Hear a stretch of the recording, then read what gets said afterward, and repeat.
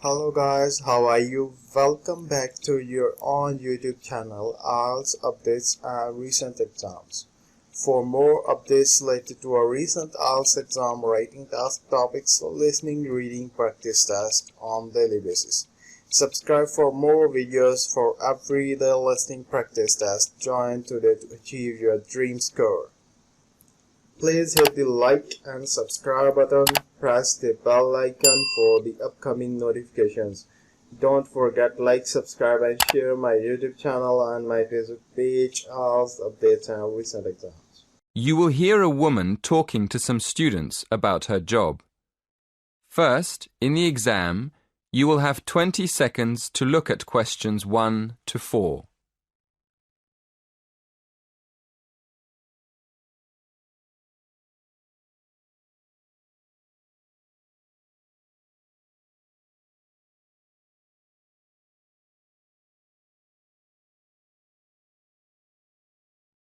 Listen carefully and answer questions 1 to 4.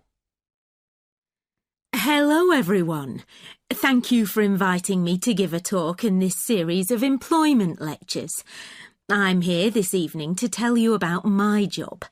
I'm going to tell you what I like about it, what I don't like about it, and what I hope to do in the future. OK, well, I'm a police officer. I've been in the police for just over 5 years, and part of my job is to give talks to students about police work. People often ask why I joined the police, so maybe I'll start there. I've always been interested in law and order, so I went to study law at university. But when I got there, I realised that I was more interested in the practical side of law than the theory. So I applied to work with the police force in my spare time.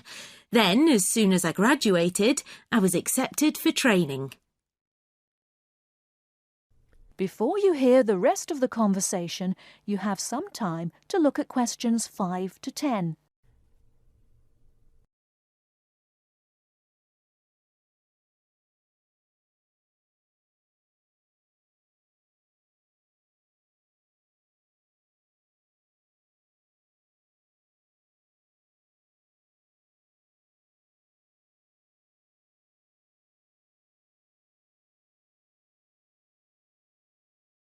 Now listen and answer questions 5 to 10. As you know, our job is to protect the public from criminals and defend the law.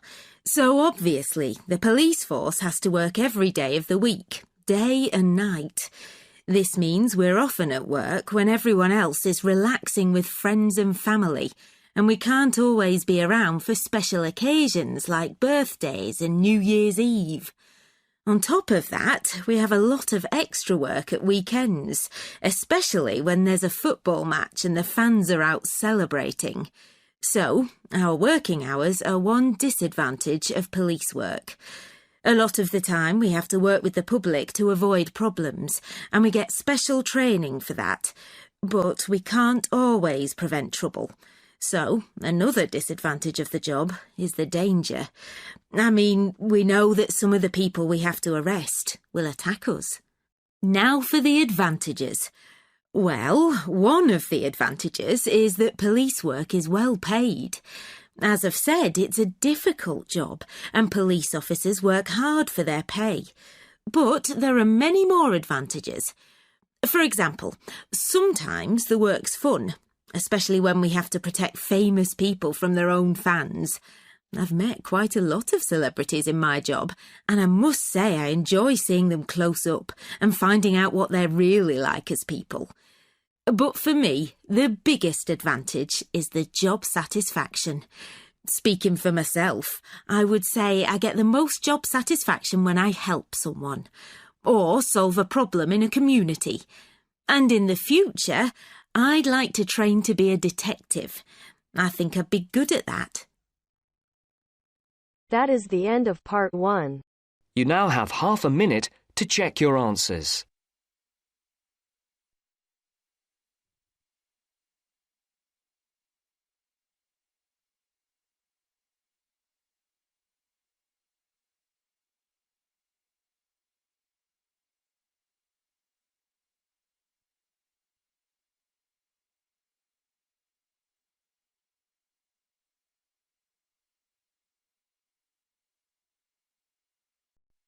Now turns to Part 2.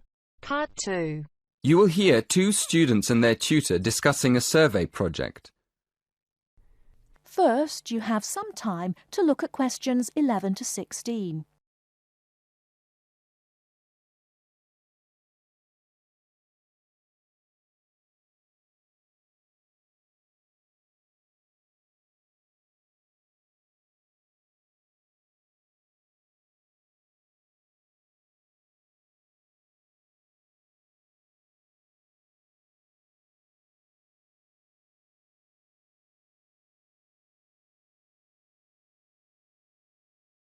Now, listen carefully and answer questions 11 to 16. So, what's the survey about, Tom? It's about where students want to live and how they choose. Basically, their accommodation preferences. We've actually tried it out with a few students already. OK, that sounds fine. So, to start with, how many questions have you got? 20? Is that too many? Yes, it is, really. People get fed up answering lots of questions and they stop thinking about their answers. Right, so we need to think about that again. What do you think of the first 3 questions? You want to know what affects students' choice of accommodation when they go to university?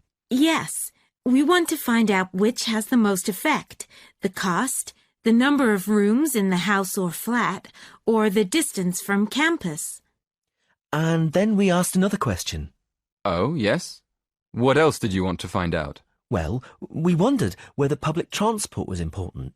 You know, not many students have cars, so it might be quite important for them to be near somewhere where they could catch a bus or train. Yeah, that's a good question. Before you ask any more people, I've got a couple of suggestions for improving the questionnaire. First of all, I think you need to ask fewer questions. As I said, 20 is really too many. I'd cut it down to 10 if I were you. Okay, 10 questions only. And is there anything else you think we should do? Well, yes. Some of the questions are actually quite complicated. I think you should make them clearer. I think they should be easier to understand. And what do you think about asking more questions about cost? No, I don't think you need any more about cost. But you could ask a couple more questions about the reasons for students' decisions. So we should ask some more questions with why. Yes, I think you'd get quite a lot more information if you did that. Thank you.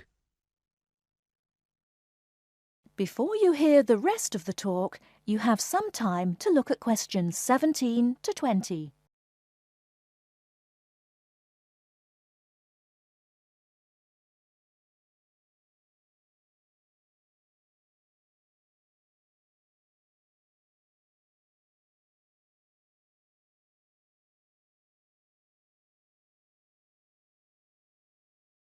Now listen and answer questions 17 to 20. We've already got some results from our first questionnaire. Do you think we could use them? I don't see why not. What have you found out so far? Well, the number of rooms was only important for 16% of the people we asked. It looks like a lot of students are quite happy to share a room, and even fewer people were concerned about being near a bus stop. Only 10%, in fact. I'm surprised about that. But what about the distance from the university? Well, that was quite important. Around 20% of the students we asked wanted to be close to campus. That makes sense. And what about the cost? Yeah, as we expected. The cost was by far the most important factor. More than half the students were concerned with the cost. 54% to be exact. Only 54%? I thought it would be closer to 80%. That is the end of Part 2. You now have half a minute to check your answers.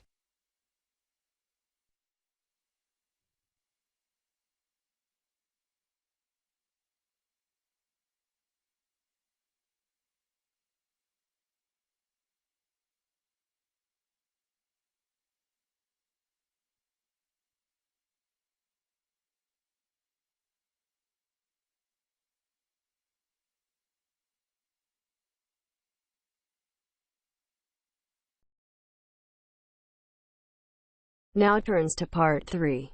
Part 3. You will hear some students discussing an assignment about zoos. First, you have some time to look at questions 21 to 25.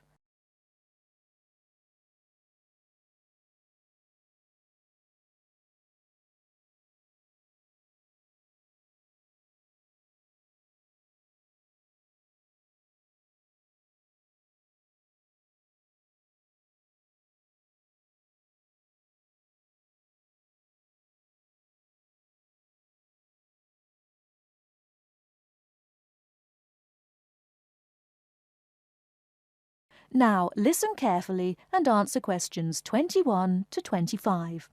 How are you doing? Fine. I've just come over to talk about this assignment on the function of zoos. Oh, hello, Charles. Hello, Brenda. That's good. I've just been in the library looking at some stuff. I think Adrian's been on the web. Yes, I have. Well, that's great. What have you found out about zoos? I've been looking into the history both of zoos and of keeping animals generally.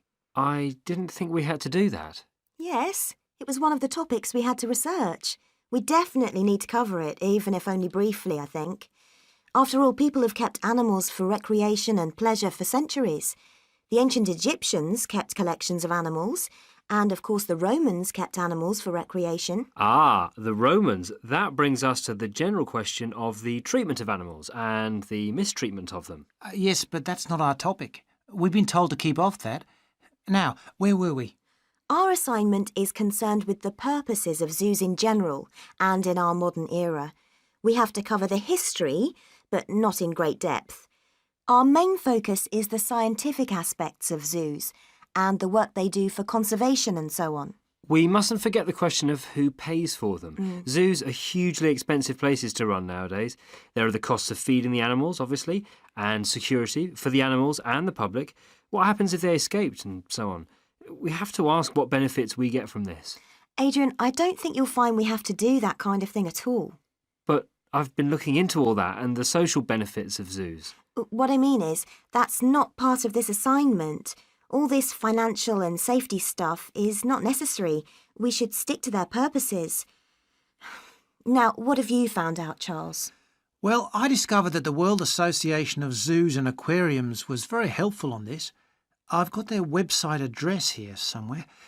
I found out about the scientific research that zoos do. The other thing we should cover is the educational side of their work. The educational side is pretty obvious. I've got lots of stuff here about this and more references to websites and information. There's also the area of entertainment. What about that? He's got a point. I think we need to do some more research on that. Fine, but it sounds like we've covered the history and science angles pretty well. I agree. Let's leave those for now and plan some more study on the entertainment stuff. And let's do some more work on the conservation element.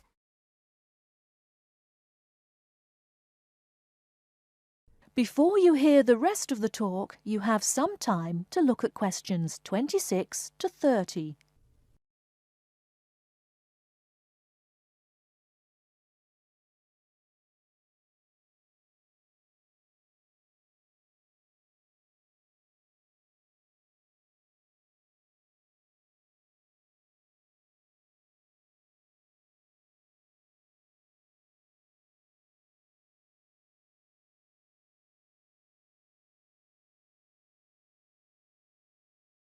Now listen and answer questions 26 to 30. Oh yes, the Arabian oryx is a classic case. The what? The Arabian oryx. It's like a deer, but white. That is, it has a white body, but brown legs, and long curved horns. It normally lives in the hot desert in the Arabian Peninsula. Anyway, in the 70s, the population declined, and in 1972, the last wild oryx was shot and it became extinct in the wild. There were a few left in zoos in the United States where there was a captive breeding program. This was so successful that in 1982, a small population was reintroduced into the wild. Hunting of wild animals was made illegal, and there are now about 300 in Oman. Oh. Although there was a big problem there, I believe. The population went up to about 450 in the 90s, and then illegal hunting did take place. The population crashed again and the programs had to be restarted. But that's been successful and there are now, I believe, as you say, several hundred in the wild. This is all available on the websites that Adrian has noted. There was a similar program in Saudi Arabia, and I think there are hundreds in the desert there now. We can use that as a definite success story. And what have you found out? Yes, what have you come up with? I'm going to the library now. Good. That is the end of part 3. You now have half a minute to check your answers.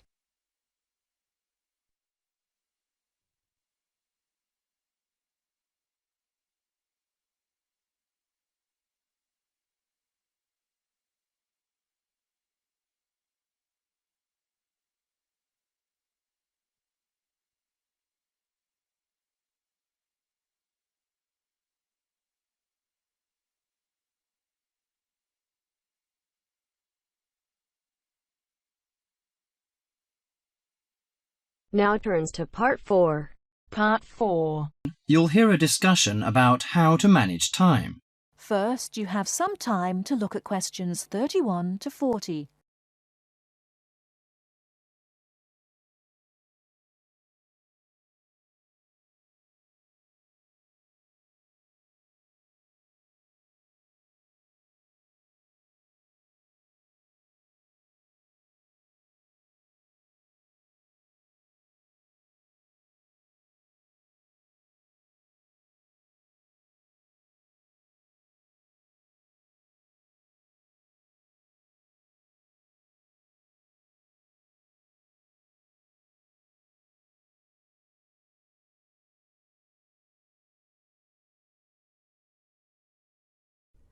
Now listen carefully and answer questions 31 to 40.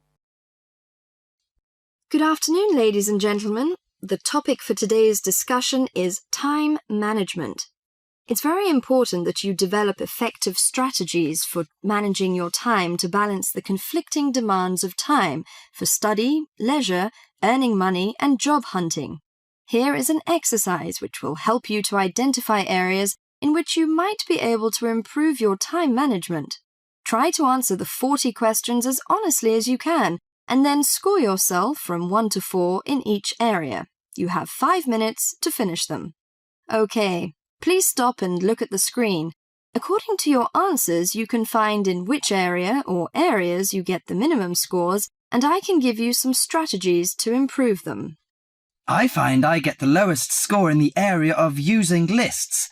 I don't have the habit of keeping a list. What use does it have? Keeping a to-do list is a useful reminder system to tell you of when you need to do what. Don't try to remember everything in your head. Carry a pen and paper or organizer wherever you go to write down the things you need to do, including appointments and deadlines. Do you think a daily list of tasks is necessary? Yes, it is an excellent way to focus your mind on important objectives.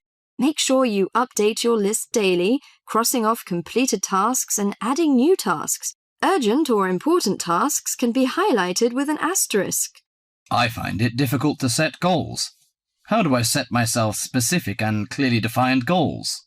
You must make sure that these goals are realistic and achievable. To do this, you first need to examine your present situation and assess what goals are important to you and what action you need to take to achieve your target. I am in the final year and trying to find a job. I can't combine the pressures of intensive study with finding time to apply for jobs. Sometimes you need an alternative route to your goal in case you have to change your plans. For example, taking a relevant postgraduate course if you can't get a job. Whenever the examinations sneak up, I start getting nervous. I don't know how to organise my time to deal with so many subjects. You should have a regular venue for revision, such as the library, where you're free from distractions. Plan out a revision schedule or timetable so you devote enough time to each subject. You can also use past examination papers when revising to familiarise yourself with the sort of questions that might be asked. When revising, take a few minutes break every so often to clear and refresh your mind and allow some time off for complete relaxation. I'm always late for everything. You know, the deadline of papers and seminar reports. Sometimes I cannot make decisions immediately, so I ignore them on purpose. So you fall into the area called procrastination. I think it's important that you manage your fear of doing things you don't want to do and realize that the fear is often far worse than any possible negative result. The best time to do something is usually now. Taking action generates the energy for further action. That is the end of part 4. You now have half a minute to check your answers. Thanks for listening. God bless you all. Don't forget like, subscribe and share my YouTube channel and my Facebook page, IELTS Update and Recent Exam. For everyday listening practice test, for more material visit my website www.ieltsupdatesandrecentexams.com. The link is also given below in the description. Please write your score below the comment section. And please like and subscribe my channel for more IELTS listening practice tests on daily basis. Again, thanks for listening. God bless you all.